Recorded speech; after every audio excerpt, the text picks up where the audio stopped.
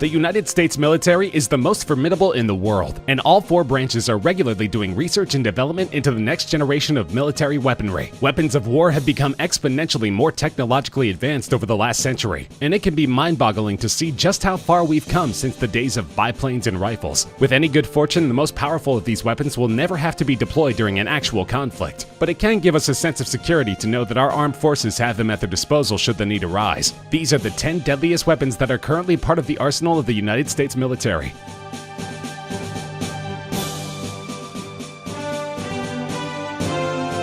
The Active Denial System, or ADS, is technically meant to be a non-lethal weapon, but as with most weapons of this type, it can absolutely be quite deadly if not used properly. The ADS doesn't fire any projectiles. It's a directed energy weapon, which might sound like something out of science fiction, but the vehicle-mounted ADS has been in use for a decade, and it's easy to see why it's earned the sinister nicknames Heat Ray or Pain Ray. It works somewhat similarly to a microwave oven, which should tell you all you need to know about this weapon's potential for causing serious damage. The ADS emits a person-sized beam of millimeter waves, a type of electromagnetic radiation. The beam is invisible, but if you're in its path, you'll know it immediately. It produces a strong burning sensation, which only gets stronger the longer a subject is exposed to it. Stick around long enough and you'll feel like you're about to burst into flames, which makes the ADS pretty effective for crowd dispersal. While the ADS is generally mounted to ground vehicles, a 2011 redesign allowed it to be operated from a moving aircraft, and the Navy has also experimented with mounting the units to gunships.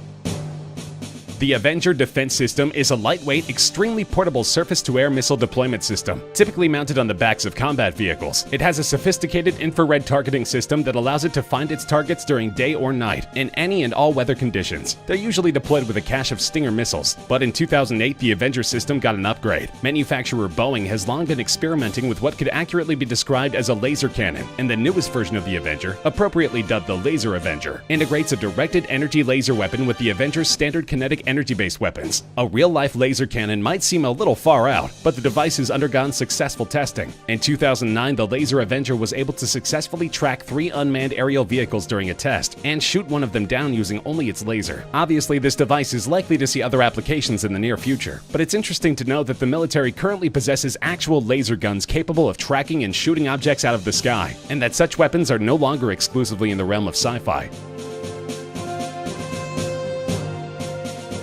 The M3E1 is simply the latest iteration of the Carl Gustaf, a lightweight anti-armor system which was first developed by its namesake inventor in 1946. While it looks like nothing so much as a rocket launcher, it's actually technically a recoilless rifle, albeit one that fires a variety of massive 84mm rounds, which are expressly designed to penetrate a tank's armor. The weapon is capable of being operated by just one soldier, but an additional soldier usually tags along to carry ammunition and reload. It's equipped with both fixed iron and optical sights, and can also be used in conjunction with an image intensification system for operation at night. The latest version, produced in 2017, is capable of firing a multitude of different rounds, and can be equipped with an intelligent targeting system and programmable ammunition. It's also shorter, lighter, and more ergonomically designed than earlier models. Tanks have been a part of warfare for over 100 years, and for as long as they have been deployed, opposing forces have grappled with ways to take them down. With at least one M3E1 fielded to every infantry squad, deploying them against US military forces just got a lot riskier.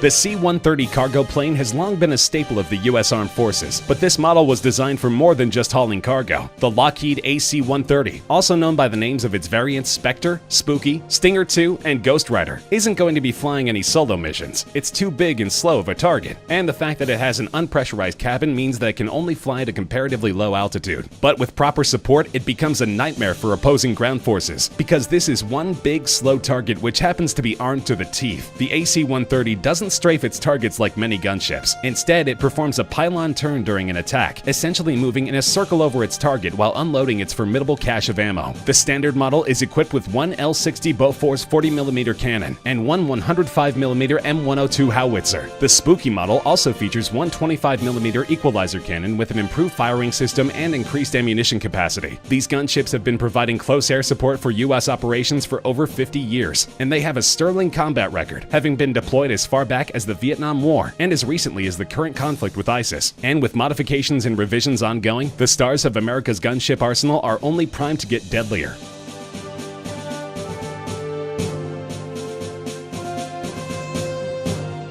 The Mk-19 was developed during the Vietnam conflict, but the first design was deemed too unsafe to use in the field. It took significant revisions for the unit to eventually be adopted by the US Army in 1983, but it's remained in service ever since. The most succinct way to describe the Mk-19, picture a machine gun in full operation. Now, imagine it's firing grenades. Yes, the unit is a belt-fed 40mm fully automatic grenade launcher, which fires at a rate of up to 60 rounds, and again by rounds we mean actual grenades, per minute. It has a ridiculous range of 1,600 to 2,400 yards, can be fired from a vehicle mount or a tripod, and is equipped with a flash suppressor, not for concealing the unit's position during nighttime operation, but for protecting the eyesight of its operator. It's an extremely versatile weapon. Hovering enemy helicopters, armored vehicles, and enemy bunkers are just a few of the targets the Mk-19 is capable of taking out. Its rounds can pierce 2-inch thick armor, and they produce fragments which would kill or wound any personnel within a 15-meter radius of impact. The unit is every bit as devastating as one would expect the union of machine gun and grenade launcher to be, and in addition to the US, they're employed by nearly 30 allies around the globe.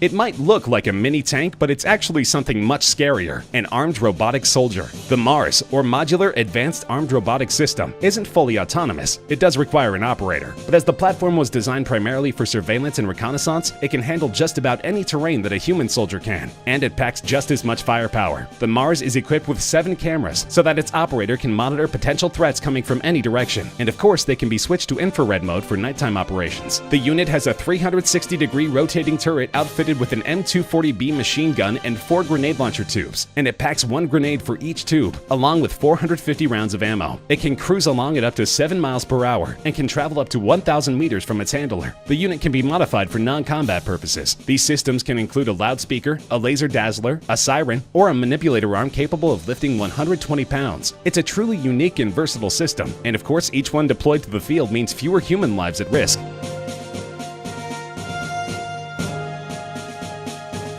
The Nimitz-class aircraft carrier, named for World War II United States Pacific Fleet Admiral Chester W. Nimitz, has done more to advance the cause of peace than nearly any other weapon of war in history. There are 10 of them active around the world, each of them powered by twin A4W nuclear reactors, which literally give them unlimited range. As the name implies, the Nimitz-class carriers are capable of delivering up to 70 aircraft, any and all of which may be equipped with free-fall nuclear weapons anywhere around the globe. The presence of these craft serves as a strong nuclear deterrent, as they are able to deploy a fighting force of nuclear-equipped bombers to locations around the world at a moment's notice. But they're not the most important part of that equation. When it comes to striking fear into the hearts of America's enemies, even the mighty Nimitz class is outclassed by a weapon that is also used in conjunction with a different vessel, which could be seen as the pride of the US Navy.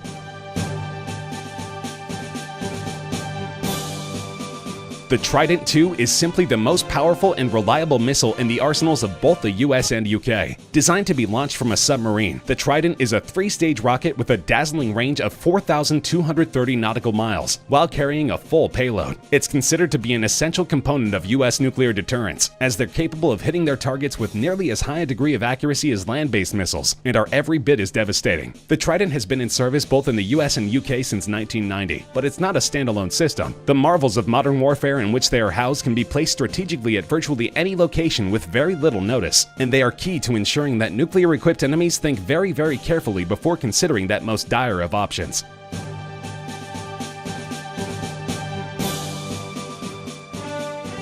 The Ohio-class submarine is the largest ever built for the U.S. military, designed to carry out deterrent patrols around the world. Each one is armed with up to 24 Trident II missiles, with each one of those equipped with a dozen multiple independently targetable re-entry vehicles, each of which carries its own warhead. Do the math, and you'll see that each Ohio-class submarine is loaded with enough nuclear firepower to level an entire country in very little time, and the United States has 18 of them. These boats represent possibly the most important part of the U.S. nuclear triad, with the other two being land-based missiles and nuclear bombers. Simply put, a first nuclear strike by an enemy against the US stands a decent chance of wiping out a good portion of our missile and bomber arsenal. But Ohio submarines are designed for stealth, making them very difficult to locate and track. With these subs patrolling the international waters, initiating a nuclear strike against the United States would basically amount to suicide. And it's worth noting that the UK, one of our staunchest allies, has 24 nuclear subs of its own, also equipped with Trident IIs.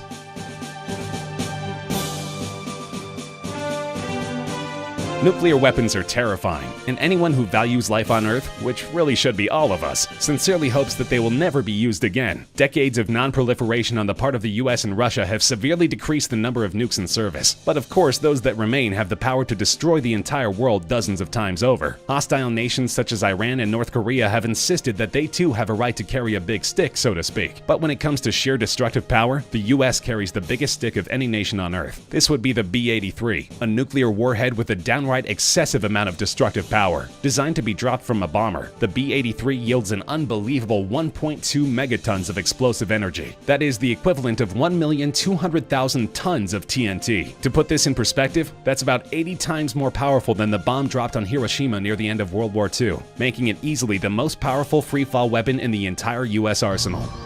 Have any suggestions for things we missed over the course of the video? Let us know in the comment section. We'd love to hear from you. If you enjoyed the video, feel free to like, share with friends, and subscribe to Top Trending for more regular countdown videos such as this one.